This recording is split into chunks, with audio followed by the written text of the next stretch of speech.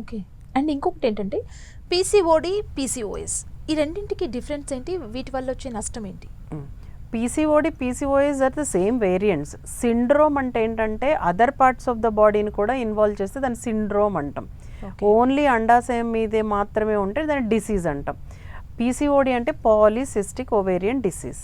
Polycystic అంటే చిన్న చిన్న చిన్న నీటి బుడగలు, తెలుగులో మనకు అమ్మ నీ అండాశయం మీద నీటి బుడగలు వచ్చినాయని చెప్తాం. సో అండాశయం మీద చిన్న చిన్న చిన్న నీటి పొక్కుల్లాగా వచ్చేదాన్ని పాలీసిస్టిక్ ఓవేరియన్ డిసీజ్ అంటాం. దాన్నే సిండ్రోమ్ అంటే ఏంటి, టాప్ టు బాటమ్ అంటే హెయిర్ ఫాల్, చర్మం పాడైపోవడము, యాక్ని అంటే మగవాళ్ళలాగా అన్వాంటెడ్ హెయిర్, లావ్ అయిపోవడము, అంత ఒంటి మీద అంత చారలు రావడము, అన్ని రకాలు అంటే టాప్ టు బాటమ్ ఇన్వాల్వ్ అయితే దాన్ని ఒక సిండ్రోమ్ అంటాం. యూజువల్గా more than one system involve అయితే దాన్ని సిండ్రోమ్ అంటాం. రెండు ఒకటే వేరియంట్స్. పీసీఓడి కంటే PCOS is the higher stage.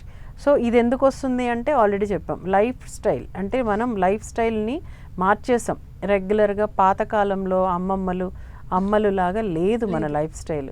మీరు ఫస్ట్ పాయింట్ ఏమన్నారు, స్ట్రెస్ ఒకటి అండ్ ఎన్విరాన్మెంట్. ఈ రెండిటిల్లో మనము మన లైఫ్ స్టైల్ అంతా పాడు చేసేసరికి మన బాడీ కూడా పాడైపోయింది.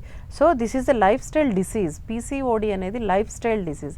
మనం లైఫ్ స్టైల్ సరిగ్గా లేకపోవడం అంటే డైటరీ హ్యాబిట్స్, పడుకునేది, మొబైల్ ఎక్కువ చూడడము, ఎక్సర్సైజ్ లేకపోవడము, ఎక్కువ స్ట్రెస్ తీసుకోవడము, ఈ వీటన్నిటినీ కలిపి లైఫ్ స్టైల్ డిజార్డర్ అంటాం. So that is PCOD.